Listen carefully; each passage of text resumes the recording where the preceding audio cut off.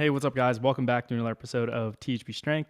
Today, we are going to be diving into plyometrics. We're going to be talking about kind of every potential progression I've seen and the ones that I really like, why I like them, and I guess how you should progress them, what order you should put them in, and what each different camp kind of says. So we have a ton of different information, and I will try to clearly and concisely put it together. I'm also going to add power plyometrics to this, and yeah, we'll get going here. Hunter, do you want me to give a brief summary of, I guess, what they are, how to progress them, etc.? Yeah, I mean, so from the outside looking in, I think that a lot of people think of plyometrics as, oh, that's like, those things you do before warming up, high knees and Oh, skips like and calisthenics. stuff like that, ladder drills, like that's what we do, right? And I don't think a lot of people totally appreciate how advanced you can make plyometrics, um, and how incredibly difficult they can become, Yeah, um, yeah, it's in definitely, terms of coordination requirements and just recovery requirements. So, yeah. Okay, well, um, I can get into some of that stuff. We can talk about the research, we can talk about the physiology and the biomechanics of it. I just want to take some quick notes so that I'm clear and concise whenever I'm going into the details so that I don't get sidetracked, which I have a tendency to do. All right, physiology. oh, This stuff comes from a bunch of different researchers. Origin of this really starts with a guy named Yuri Verkhoshansky.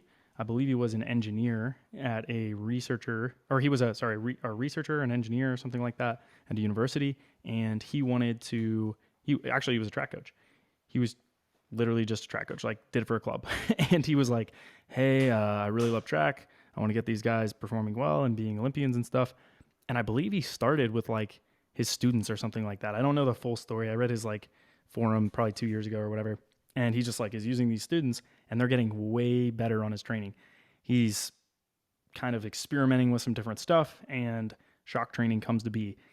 And he makes this whole progression over the entirety of his life about how he integrates them and how he would use them with varying levels of or varying training experience levels as well as talent, and really pioneered shock training, which was you hit the ground and it's a shock to your body, and landing is actually more important, which was kind of counterintuitive at the time. He also was one of the people that really started to push weightlifting and kind of like a forefather of, I guess, training in general. Kind of very, very, very important person. Because if you guys are interested in it, you should definitely look into some of the stuff that he talks about. And he did a ton of research studies and is just a super smart coach. Probably one of the best coaches ever, I would say. Definitely someone I really respect too. So, that all said, how it works is your body is a lever system. It is made up of bones and it is made up of tendons and muscles. In terms of moving yourself forward, your brain is connected with the nervous system down to those muscles, and it is the driver for the movement that you perform with this lever system. Why this is relevant is all of those pieces are very important when you're looking at how to improve performance. Each one has a unique role in locomotion.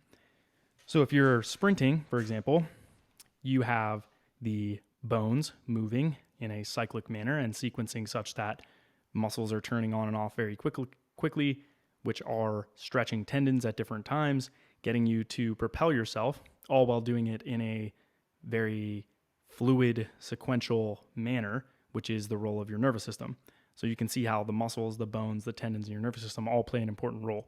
Plyometrics address all of those in a very specific manner for collisions, which is landing and taking off again.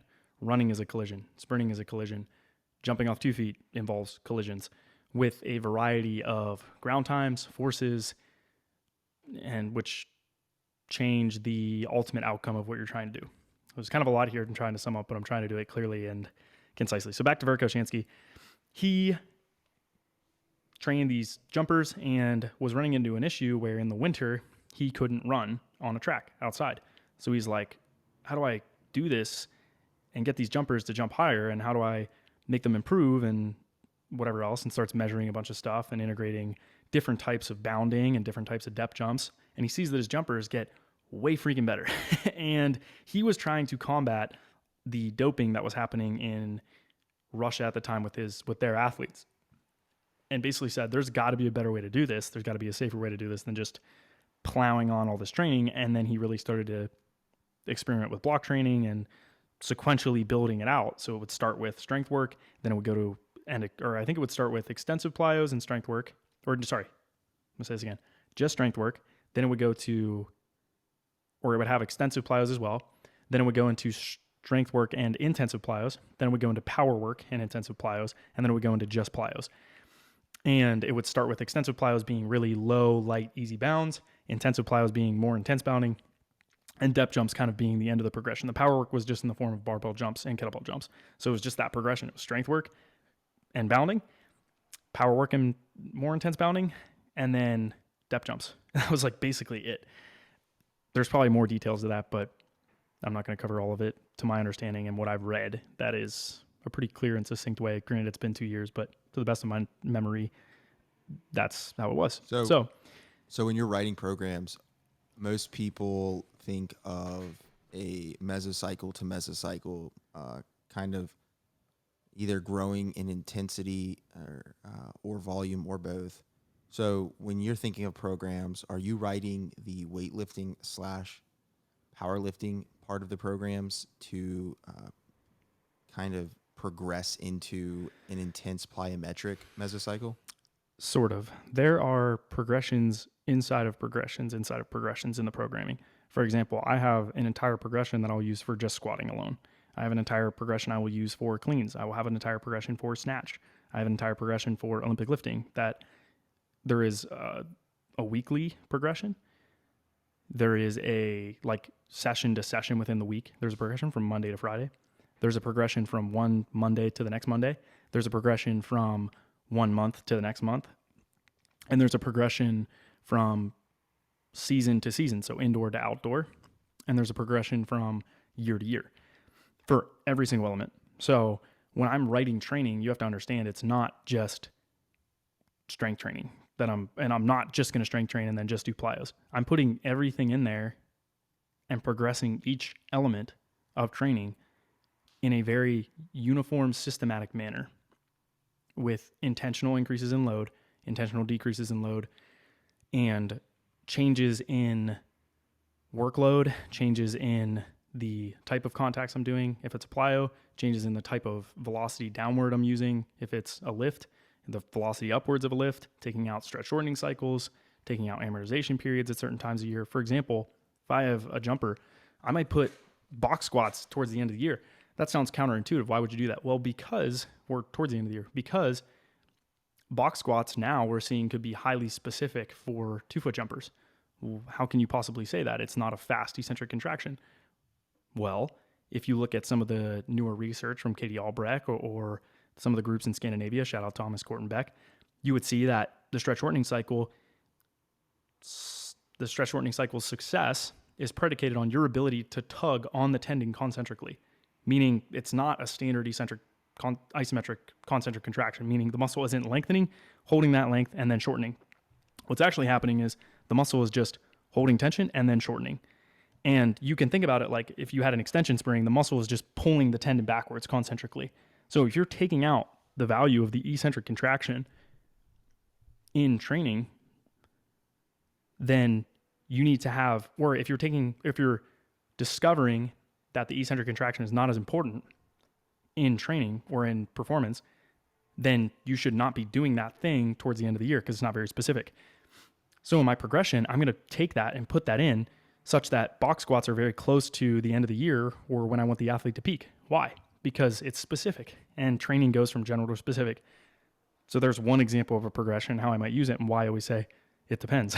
Like every athlete is different. If I'm just looking at the patella and how the patella functions, what about the gastroc? What about the soleus? Those function completely differently, and it's task dependent. If you're a sprinter, then the slow concentric action or isometric contraction is majorly important in your soleus and in your gastroc because again, the gastroc and the soleus is just functioning isometrically every time your foot hits the ground.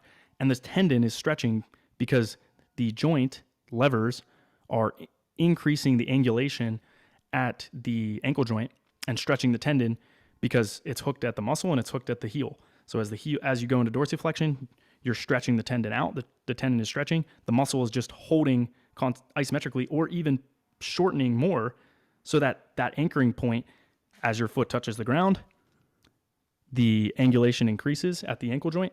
The tendon stretches because the calf is just holding one side of it. So one side of it is pulling because you're moving into dorsiflexion. The other side is just holding it. Now imagine if one of those sides actually pulled concentrically. The muscle, at the top pulled concentrically, and now the ankle is going into dorsiflexion. So if it's anchored at the heel and you're going into dorsiflexion, you're stretching the Achilles. And if now you're pulling concentrically with the gastroc in the calf, or the gastroc and the soleus, now you're able to stretch it again. So you get more stretching, and if you know anything about Hooke's law, you're getting a bigger return on that investment, or you're getting a bigger return because tendons are faster at returning energy. And now your muscle that cannot contract at 0.1 seconds, 0.08 seconds, doesn't have to. All it has to do is just anchor the Achilles or pull on it more and allow it to release that energy on the push off. And that's essentially what happens in sprinting. That's what happens in plyometrics in the Achilles, depending on what plyometric you're doing. And that's what can happen at the knee too. We're actually seeing. All of that said,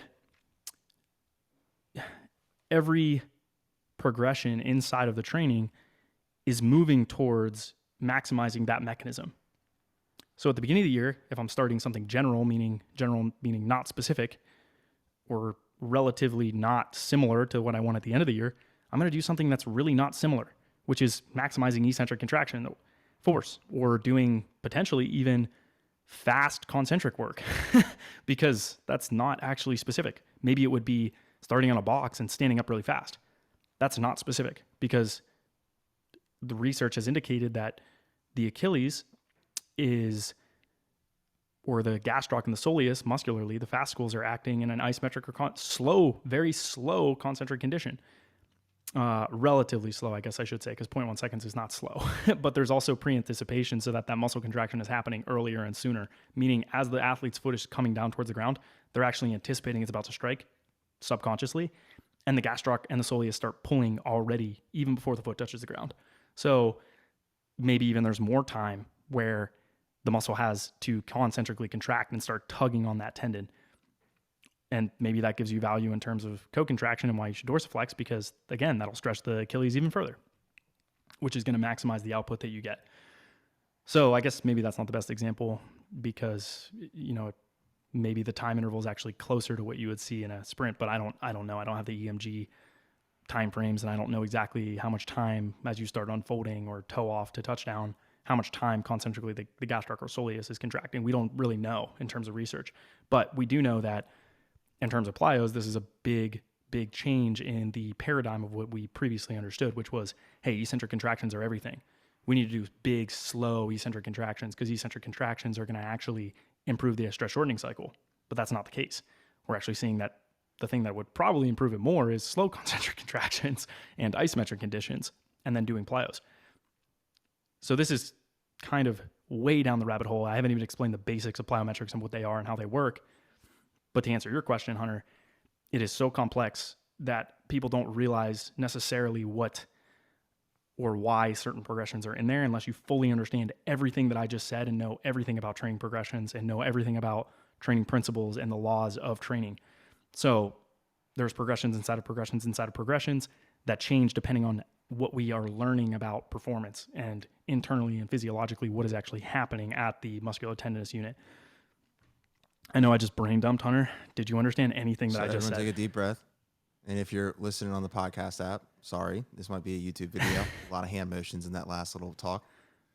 But, okay, so here's something that I gathered from all that. It seems as though plyometrics are incredibly important and offer a lot of bang for your buck. So, wow, that's interesting. Most people probably wouldn't have said that. Most people would have said, I gathered that concentric contractions are very important, but it's okay. No. So that's not what I gathered. What I gathered is that there seems to be a lot of benefit in proper plyometrics for conditioning the muscles to maximally produce That is force. very true. Thank you for clearly And and concisely summing that up for the people that don't understand where my brain went there.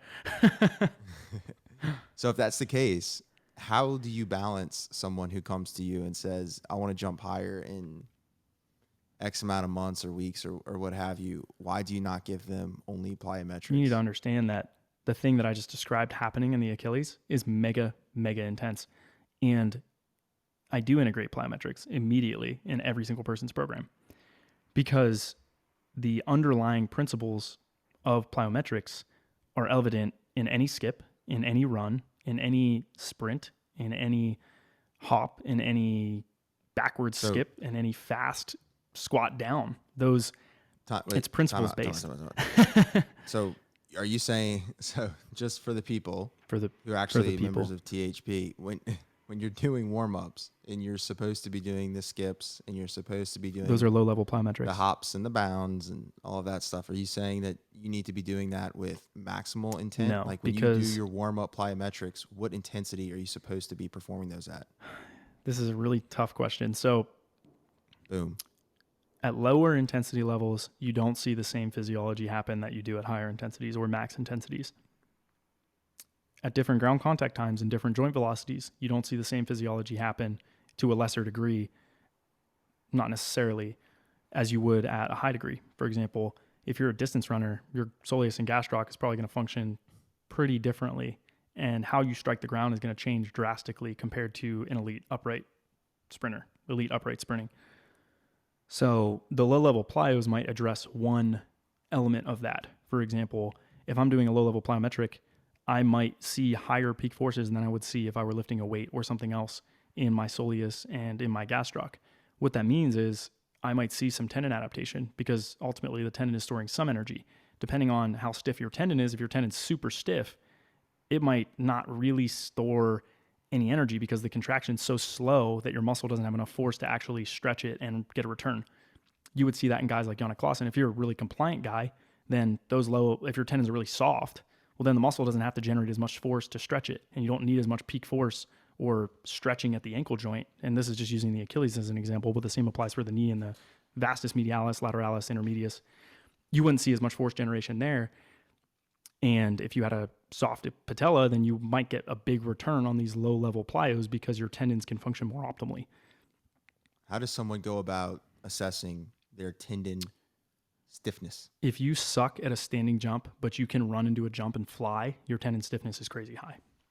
If you need momentum to jump high, your tendon stiffness is pretty high. The more intense the plyometric and the better you do, and I will define how you quantify that, the more stiff your tendons are and the stronger your muscles are and the more pennated your fascicles are for force production. So if you have a lot of force or if you have a lot of pennation, you're able to fit more cross bridging between the myosin. And pennation is the angle of your muscle fibers. So if you, for example, if you look at your quad is very pennated, meaning it has a big angle of in terms of the connective tissue is running down the muscle to the angle of the muscle. Yeah, I don't think enough people know this. It's kind of a really interesting thing, but a lot of people think muscle fibers are all parallel with one another. They are not. But when you look at them, they actually kind of go in at weird different angles at one another. Different muscles have different pennation angles. Your bicep is parallel. So parallel muscles are really fast at contracting. Pennated muscles are better at producing force, but they are not able to contract quite as quickly. So you might say, well, why is my bicep not my jumping muscle? Why is my quad my jumping muscle? Because of the mechanism that I just described, which is slow, concentric contractions are better for stretch shortening cycles. So if you have a muscle that's good at producing force, then it's going to be better at stretching the tendon than a muscle that produces a little bit of force really fast because it's not going to be strong enough to tug on the tendon. And it also depends on your tendon stiffness. If you have a really stiff tendon and a really weak muscle, you're not going to be able to utilize your stiff tendons. So that's what you see in distance runners. Does that pennation affect? What's that? Does that pennation affect the strength of the muscle? How likely it is for that muscle to be torn? Maybe because if the fascicles are lengthening really quickly, you might see it. Like if you look at the hamstring, right? The hamstring can produce force very, very quickly. It's not a pennated muscle. Why do you see hamstring pulls all the time? Well, because the contraction velocities are so high. Like you're going to tear the muscle as the tendon pulls on it really tightly because it's not good at generating more force than the tendon is. If the tendon generates more force than the muscle, guess what happens? The muscle ruptures. If the muscle generates more force than the tendon, guess what happens? The tendon ruptures. If the bone generates more force than the tendon does, guess what happens? The tendon ruptures. If the tendon generates more force than the bone rips off. So all of those things are very important when you're looking at how to integrate plyometrics and what plyometrics you're putting in, what muscle groups you're actually recruiting. Because if I'm doing a sprint, then I know I'm getting really fast unfolding of the lower leg, which means that the hamstring is unfolding so fast that I'm going to see a massive risk of pulling that muscle. I got to plug in my laptop. 1 second, Hunter. I cannot have this die. 1 sec. I got to run. Hold on to that thought. So while John's away, let's try to sum up what we've discussed so far. A lot of crazy science that is going to require probably listening to multiple times on my end to even have some remote understanding of what was just said. I got it. And John's back. It's like a race. I don't even want you to cut this out. I want you to play music, Hunter, with the... I know. I was just saying that for stupid people like me, it's going to take probably 10 re-listens to that little, All right, we're back. rant to understand. So What'd you say? I said for all the slow people out there like me, it's going to take probably listening back 10 times to really even get a grasp of what was said. There is a lot of content. But let's keep rolling. So if you're looking at sprinting, for example, right, you're looking at a pennation angle that is very low, meaning the collagen fibers, parallel elastic series, I guess you could call it like there's different types of intramuscular connective tissue that runs through your muscle. If you've ever eaten, this is kind of disgusting, but if you've ever eaten a turkey or a chicken or something like that, you've probably actually seen the connective, if you were to just cut it straight down the middle, you would see these internal, or if you've pulled muscle off of a bone, right, or something like that when you've been eating chicken and you see that kind of white Totally normal. fibrous tissue, that is actually the muscle being bound by an internal connective tissue. I believe it is called, there's endomysium, myo means muscle. I'm going to just look them up real quick so I have them right. John low-key going to the grocery store to buy chicken breast and chicken thighs to tear them apart to see how they differentiate from one another. Yes, please. Okay, so for perspective, the very outside of the muscle there's a connective tissue called paramecium. You can think about it kind of like I think about them like plastic bags. If you've ever seen a plastic bag, it tapers up into the handle, and the handle is actually really, really strong, right? But where is the food going to fall out? It's going to fall out of the bottom, right? Because the plastic paper or the plastic bag is not as strong there. You can kind of think about that, all of the connective tissue in your muscle being kind of like the bottom of the plastic bag. It's thinner, it's not quite as strong, but there's more of it. It's got a big surface area, and it's these layerings of connective tissue around an individual muscle fiber. You have endomysium, and around the individual fascicle, you have epimysium, and then around the entire groupings of those muscle fascicles, you have paramecium. And all of those connective tissues run together into this dense rope-like structure, which is your tendon. But it's the same exact connective tissue. It's just running into and binding or running into each other such that it creates a rope-like structure. It's so complex, but that is actually the specifics of what is happening. So I can't remember why exactly I was talking about this, Hunter. Did you ask me a question about this? We were going into what makes certain muscle types more or less likely to be torn compared to one another. Okay, yeah. So it was about what pennation angle is. So the endomysium, which is this internal wrapping or the internal wrapping of the muscle or a wrapping around the muscles, and the fascicles and the angle that those fascicles come out from that connective tissue defines the pennation angle. So if you have a line of connective tissue that runs straight down, if you've ever seen the quad, it has comes out like angles. If you have the connective tissue, it runs right down the middle. The angle that fascicle is with that line of connective tissue is the pennation angle. So if you have a muscle that connects like this, it's going to contract in the line in the same exact direction that the connective tissue is bound. So if you look at the hamstring, that's how the hamstring's set up. You have a muscle and you have the connective tissue. It just runs in the same direction. So it's really good at pulling up really quickly. But if you have an angle with that connective tissue, like the quad does, then it's actually going to pull at an angle. It's gonna have a better leverage, but it's not gonna be able to move the connective tissue the same distance. It's literally just a lever system. It's a lever system inside of a lever system inside of a lever system. So if you have a really fast muscle that's good at contracting, I mean, you're gonna see really high forces at the tendon, which can pull that muscle because it can't generate a lot of force. But if you have the quad, for example, which had a bunch of pennation angle, it can produce a ton of force. So odds are it's probably not going to tear because the tendon's not going to generate more force. The tendon is not going to generate more force than the muscle will, and such that the muscle won't tear. Is that the brain putting the slowdown? Whoa, whoa, whoa. The brain can say, hey, whoa, hit the brakes here. But usually if you're doing something that is pre-anticipated, meaning it's happened in your head even before you started it. Foul line dunk's a great example. I was on a call with the Hawkins Dynamics guy, and they said this. They're like, the foul line dunk starts before you started the dunk. And I'm like, you're right, because you've already created a motor mapping of what you're going to do. Your brain already knows. It's patterning. It's already patterned the entire movement before it starts in your head. So if you've patterned the entire movement, and this is why repetitions are so important, and different contexts are so important, you are already going to perform at a high level before you even started it. You've already created the neural mapping of what you're going to do to perform at a high level. When Isaiah goes to do a dunk and he throws the lob, you'll hear him say this, I know I'm going to jump high before I jump. How? Because he's created the neural mapping. When you're having on day, that's what happens. Your brain is so dialed in. How quickly those muscles can contract? Is that all training? How quickly those muscles can contract? It is your ability. Actual muscle, I mean, genetics play a role, but you're nervous. Like, why is it that Isaiah can jump higher than Usain Bolt? Why can he jump higher than a long jumper? Why can he jump higher than a bobsledder? Those guys are way better athletes. Way better athletes. Way more genetically gifted. Not even close. Why can these dudes on steroids jump way lower than Isaiah can? I didn't say it. Why, even powerlifters. Why? Why weightlifters?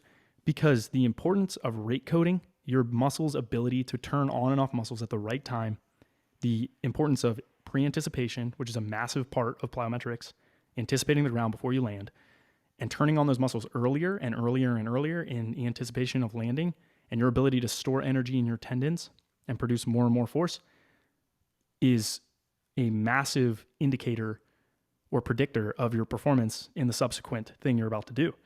So the more you do something, the better you get at that neural mapping or patterning. The better you are at patterning, the better you're going to jump. For example, I just bought a dog.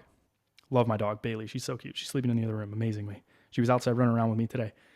When she's in my apartment, I noticed that I patterned her commands. I would say, come, sit, lay down. Come, sit, lay down. Come, sit, lay down. Before I even started saying come, or when I said come, Bailey would come, sit, lay down. She would do it so fast that I didn't even have time to reward her for each of the tasks because that's a whole pattern in her head. She's already learned it. Take this another step. Now, if I put her outside, I say, Bailey, come. She's like, oh, but there's a car. And over there's some dog shit that I need to smell. And over there's some dog piss I need to smell. So all of that patterning goes out the window. Think about a foul line dunk. Why is a foul line dunk so difficult in a game? Because you're not going to pattern that when you have the context of 5 other defenders and 4 other teammates running around you. You can't anticipate what that jump is going to look like. That's why high jumpers and dunkers jump higher than anyone else. They can anticipate the entire takeoff before it happens. Zion Williamson is so freaky athletic, he doesn't need to pattern anything.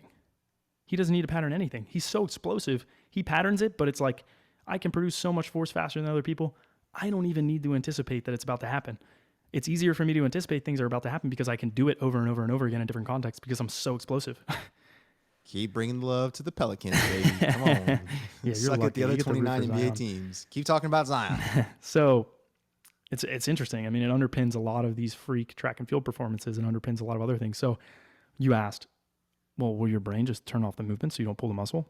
It can, but it's probably not going to happen because you've already picked the movement before you did it. You already patterned the movement before you actually committed to completing it. So you're not going to stop. You're going to stop after you feel it. You're going to pull your muscle. If you're doing a lift or something like that, you could maybe shut the muscle down via the Golgi tendon organ, but when you perform at a high level, you shut the Golgi tendon organ down. You shut that reflex down because you don't want it to inhibit force. So yeah, you're going to pull a muscle if you're doing something intense. So no, your brain probably won't shut off unless you're really untrained for self-preservation. I didn't even go into plyometrics.